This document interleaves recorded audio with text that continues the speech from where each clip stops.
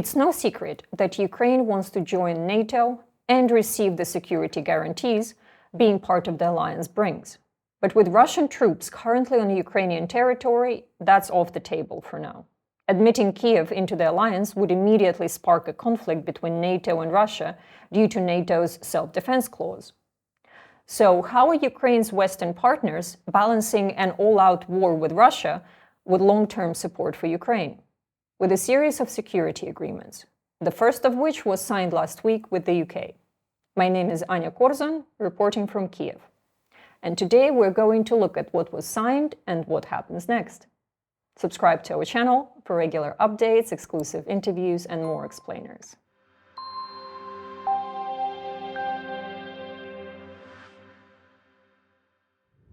The UK earlier this month became the first country to sign a comprehensive security agreement with Kyiv. Ukraine is not alone, and Ukraine will never be alone. Putin might think that he can outlast us, but he is wrong. We stand with you today, tomorrow, and for as long as it takes. Signed with much fanfare, President Zelensky described the event as a watershed moment in European history. The document, whose stated intention is ending forever Russia's unprovoked attacks on Ukraine, covers a wide range of areas, from sanctions to cybersecurity to Ukrainian domestic reforms. But what does the agreement actually mean? The UK has been one of Ukraine's biggest supporters, and when signing the agreement, pledged £2.5 billion in military aid for the next year. That's £200 million more than last year.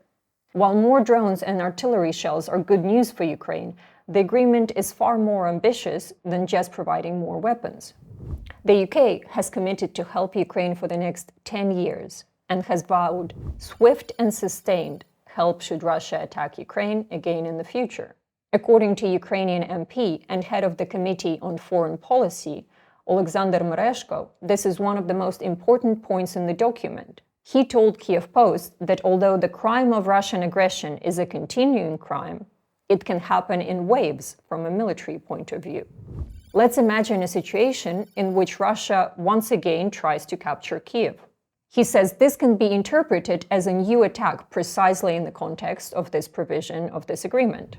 Mereshko said he believes this will have a political and psychological restraining effect on Russia, adding, "Let them be afraid of this position. Let them think." What would this help actually look like? The agreement does not mention specific weapons, and crucially, it does not commit British troops to fight against Russia in Ukraine during the current conflict.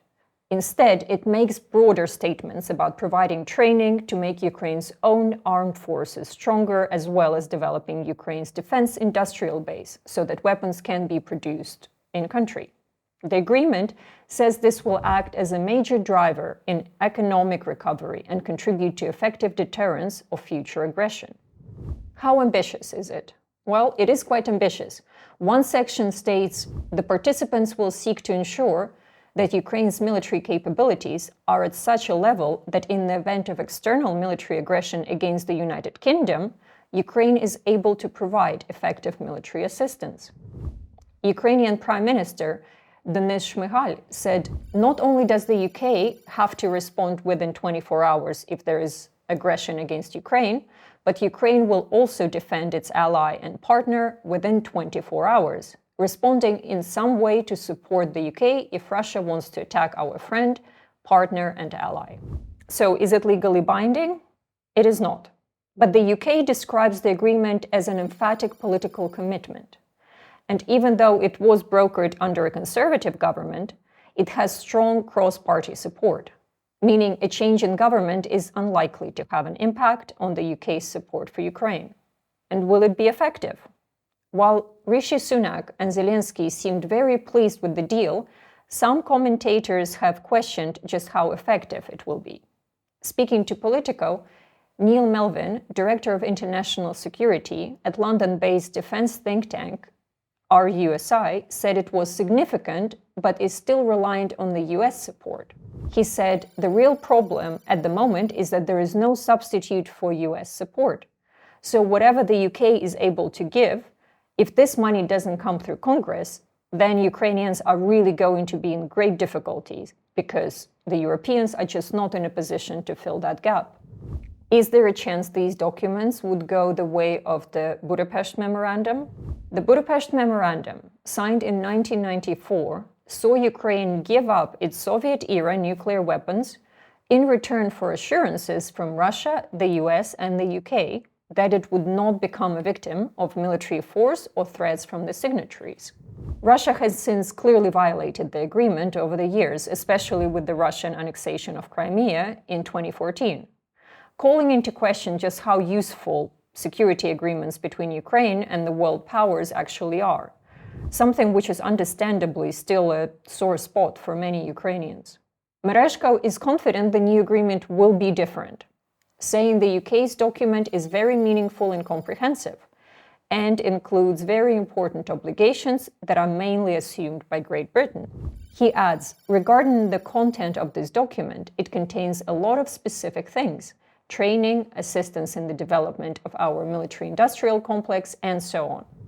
So what's next? There is another real plus from the agreement. It will be just the first of many. The members of the G7 last year committed to signing individual long-term security agreements with Ukraine. Since then, a further 25 countries have added their names to the list. The UK is the first, a deliberate policy designed to not only make a statement of Britain's intent, but also to get the ball rolling among other countries. A British official told Kyiv Post, "When it comes to Ukraine, the UK goes fast and goes first." As we saw in the early days of Russia's full-scale invasion, when the UK provided Kyiv with the weapons it so desperately needed, this policy has been highly effective and sets the standard for other countries to follow. So for now, we'll just have to wait and see if such security agreements can indeed deter Russia from further aggression and bring lasting peace to Ukraine and the rest of Europe. And I thank you for watching. Please don't forget to subscribe to our channel, give us a like, a comment, and I will see you next time.